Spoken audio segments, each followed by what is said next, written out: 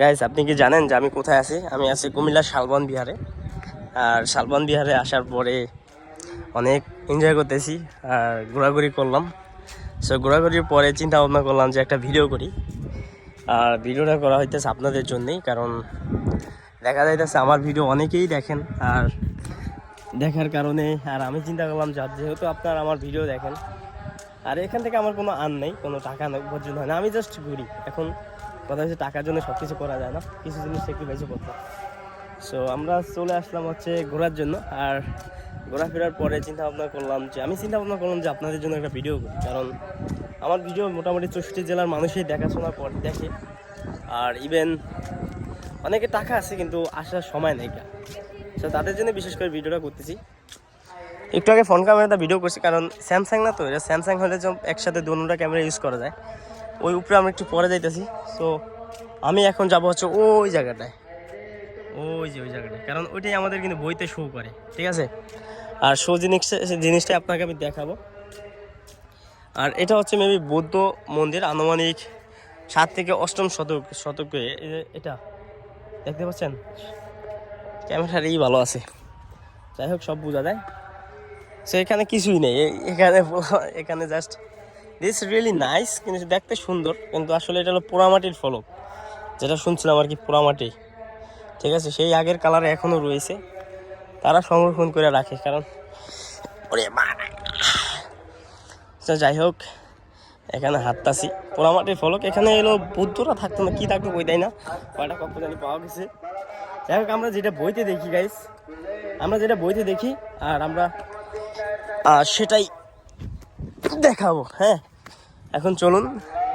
এখানে আসার পরে কিন্তু এই ছোটো ছোটো গাছগুলো নিয়ে দেখবেন, আসলে দেখতে এগুলো সুন্দর আছে, কিন্তু আজকে আমি একটা ব্যাক ক্যামেরা তো ফটো তুলতে পারবো না, কারণ হচ্ছে মেন কারণ সেটা হচ্ছে এলো আমার সাথে ভাইয়া আসে না, ইভেন আমার রুমমেট বা কেউ আসে নাই। আমি আসছিলাম হচ্ছে একটা রিজনে, তারপর চিন্তা করলাম যে আমার হাতে যেহেতু টাইম আছে, আর যেহেতু আমি একটা সুযোগ পাইছি, সেই সুযোগটা কাজে লাগে, একটু ঘুরে ফিরে যাই। হ্যাঁ, সেই সুযোগেই চলে আসলাম। আর এই তো সবাই ঘুরতেছে, ওই একটা ফরেনার কোথায় গেল,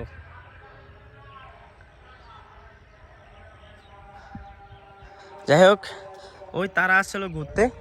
সো এটাই হচ্ছে আমরা সেই বইতে দেখি যে শালবন বিহার, ঠিক আছে, এটাই আমরা দেখি। আর এখানে আমি একটা ছবি তুলবো এখন, সেই ছবি তোলার পরে ওদিকে যাবো।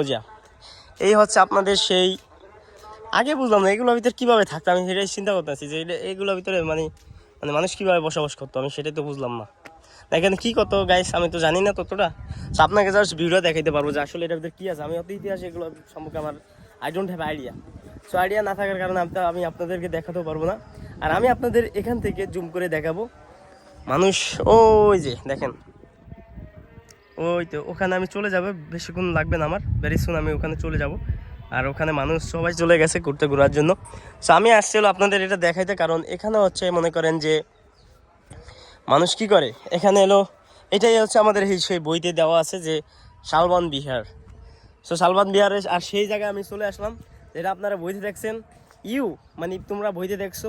সো তোমাদের জন্যই আসলাম, যারা 5ম শ্রেণীতে পড়ি, আমরা কিন্তু 5ম যে মানে প্রাইমারি লেভেলে আমরা এটা দেখছি, এখনও দেখার মাঝামাঝি বইতে ইতিহাস বই পাওয়া যায় শালবন বিহার।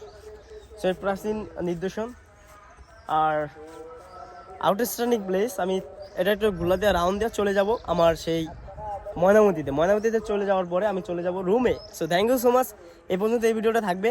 আর নেক্সট ভিডিওতে আপনাদের আমি কিছু দেখাবো। Okay, just wait for next video.